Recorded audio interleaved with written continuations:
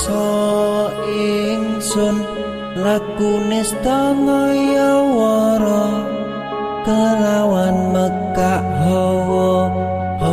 kang dur angkara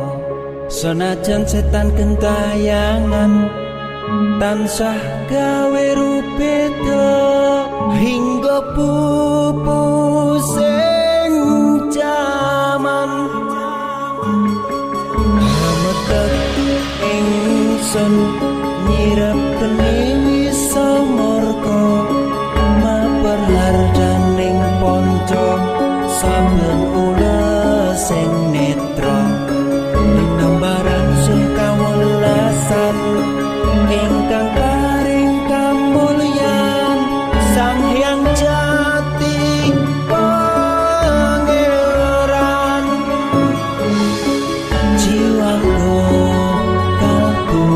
samudra pepunta ning laku